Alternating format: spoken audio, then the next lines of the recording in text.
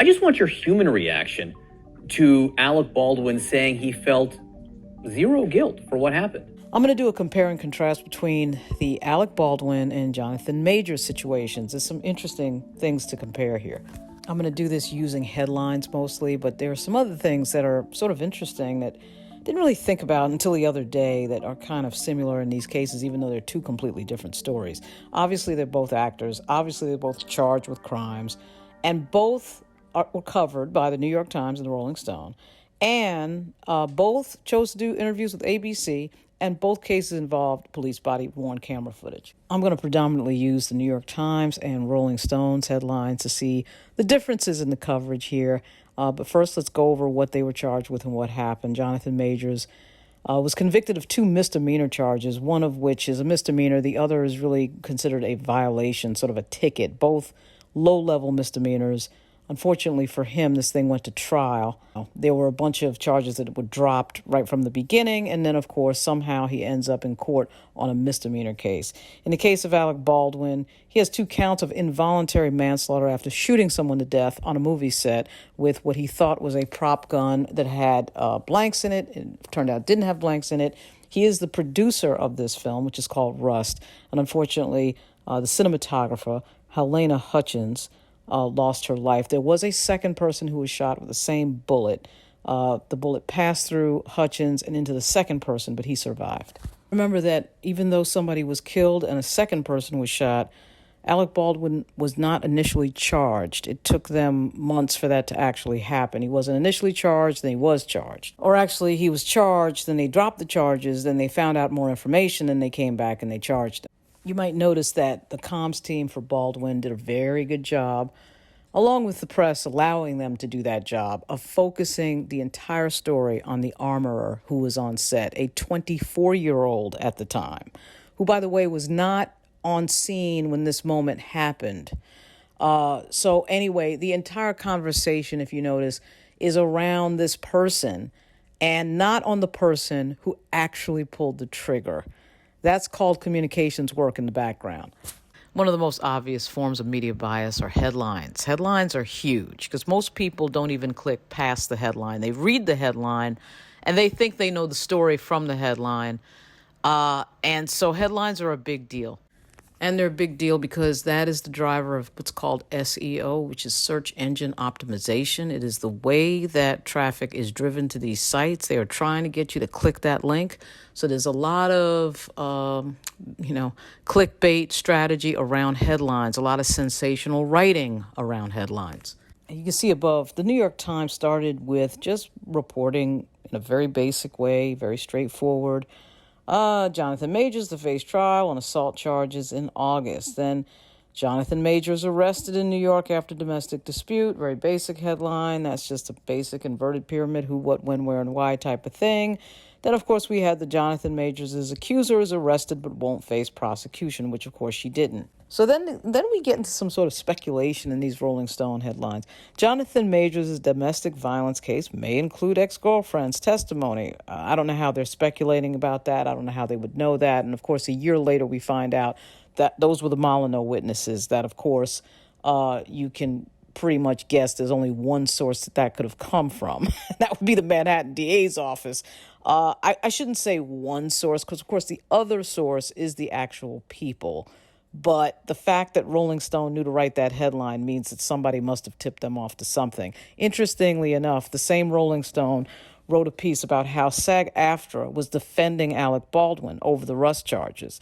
An actor's job is not to be a firearms or weapons expert. That's interesting. So you have an article defending him, and actually a pretty important group defending him, SAG-AFTRA. Notice you're not seeing any big deep dive investigations yet on Alec Baldwin's on-set behavior. Guy is 65 years old. He's done a lot of movies, but you're not seeing any big deep dive pieces where they interview 40 people. When it comes to Jonathan Majors, you're seeing, we talked to 20 people, we talked to 40 people, we've talked to everybody you went to college with and high school with. It's really amazing when you think about it. Staying with Rolling Stone for a second before we get back to the New York Times. Jonathan Majors' opening statements begin in domestic violence trial. Notice the words domestic violence in the headline. And of course, obviously, the words Jonathan Majors would have to be in the headline. In the Alec Baldwin headline, we have Rush shooting trial will begin this summer. Not involuntary manslaughter trial, not Alec Baldwin, shooting on set trial, Alec Baldwin killing trial. No, not that. Just the shooting trial will begin this summer. To read that, you wouldn't know that Alec Baldwin was the person who had the gun in his hand. Also, Rolling Stone, I guess, was overseas investigating Jonathan Majors for this misdemeanor case, the most investigated misdemeanor case in the history of Manhattan, apparently. This London story apparently never panned out. Jonathan Majors' London police confirm ongoing inquiry. What London police ongoing inquiry? You've got less investigation on the involuntary manslaughter where somebody's dead. If you're feeling like when you read Rolling Stone that it's like the Hollywood Reporter, Deadline, or Variety, and there's some feeling of familiarity there, that may be because they're owned by the same media company, which is Penske Media, which is owned by Jay Penske, who's 44. And yes, that is the Penske of Penske Motors. He is a heir to that company. And Rolling Stone, Penske owns Rolling Stone, Hollywood Reporter, Deadline, and Variety, and a bunch of other stuff as well. But those are the four that would cover entertainment-related stuff. And here are the people who control Rolling Stone, Hollywood Reporter, Deadline, and Variety. Here's a rare headline the New York Times was actually good for Jonathan Majors. As Jonathan Majors' trial closes, a duel over his accuser's credibility, which was really Priya Chaudhry sort of challenging Grace Jabari in court. But this was a typical thing, and you really haven't seen this headline with regard to Alec Baldwin, at least not yet.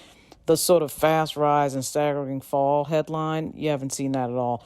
Almost every New York Times piece has some line in it that says, wow, the meteoric rise of Jonathan Majors and the meteoric fall of him. They love to say that over and over and over and over again. It's interesting, right? Alec Baldwin has accidentally shot and killed somebody on a set on a movie that he's the producer of. And yet you're not seeing any talk of it damaging his career or how his career might fare. And obviously he is toward the end of his career, but still, he is still doing movies. And you would think there'd be some sort of type of article like that on Alec Baldwin, but there isn't. In fact, here we have the New York Times sort of casually mentioning that Alec Baldwin returns to the Russ set with fake guns and rubber bullets. He returns to the set as charges he faces are dropped. Isn't it interesting? So somebody was shot and killed on the set, and they went back and finished the movie? I was surprised to read that. Somebody was shot and killed. Another person was shot. 2 people were shot, 1 dead, and they went back and finished the movie. That third headline, Russ prosecutors are dropping charges against Alec Baldwin, is just straight up headline reporting. It's just factual. That's fair. But it is interesting that, I guess somewhere in that piece, there's a discussion about, is that appropriate? I would think there is, but the headline is sort of casual, and somebody is dead. It is a little bit, I think, a little bit surprising. Remember, this is the same New York Times that brought up that Jonathan Majors was unhappy with a scheduling change on set. That was part of a story where they are trying to say that behavior was questionable and abusive. And that in another incident with somebody on a set, a woman was scared that he was taller than she was, and she's only 5'3", and she felt intimidated. That these are in New York Times stories about Jonathan Majors, and yet they're sort of casual about Alec Baldwin returning to a set where he accidentally shot and killed somebody. Somebody is dead. That is very interesting. So they're doing all this deep diving for a misdemeanor, but when it comes to somebody being shot dead, you're not getting the same level of investigation. That just doesn't make sense. And remember that in this, that there is some discussion and reporting at other media outlets, not Rolling Stone or the New York Times, that Alec Baldwin's behavior may have been questionable in the lead up to Helena Hutchinson losing her life and being shot by him, that there was some carelessness on set with regard to safety, that he was in some way brandishing the gun and using it as a pointer. that safety measures on the set were lax, and you have to remember that Alec Baldwin is a producer. So there's the possibility here, and of course we have to wait for the evidence to know this for sure, and the trial is ongoing, and the Baldwin part of the trial doesn't happen until the summer. There is some ongoing speculation here that his carelessness may have led to this woman's death. That is an open question. And so you would think that you'd see a story in the New York Times or Rolling Stone with regard to those questions. But other media outlets are covering that. Once again, at the New York Times, the Jonathan Majors story gets a front page treatment. Front page on February 10, 2024 for a misdemeanor case. But the involuntary manslaughter case of Alec Baldwin does not get a front page. And of course, another thing to sort of compare and contrast here is right after the shooting, you see body cam footage of Alec Baldwin standing. That's him on the right, standing with a hat. And then you see a scene where he's being interrogated, at the police station. And then they tell him that Helena Hutchins is dead. He's emotional. Then he goes out, and this is where the picture was taken. He's outside of the police precinct talking to his wife. The cuffs are not slapped on him immediately, none of all that drama. And of course, with Jonathan Majors, he's arrested because his girlfriend locked him out of his place and she's laying on the floor in the bathroom. Meanwhile, lastly, notice that when Jonathan Majors was interviewed on ABC, there was all this criticism, a cavalcade of criticism. Why is he doing it? It's going to hurt his case. The judge is going to be mad. Now, remember that when Alec Baldwin was interviewed by George Stephanopoulos, there was none of that criticism. It was seen as a genius move, and look at this, and he's confident, and he's sad, and he's remorseful, and it's all working, and everything's great. And though it is true that one jurisdiction is New Mexico and the other is New York, still, we had the Rolling Stone talking about what they found out in London, so one would think they could travel to New Mexico. I don't know. We'll see. So you can see some of the subtle differences in the way these two men are reported on.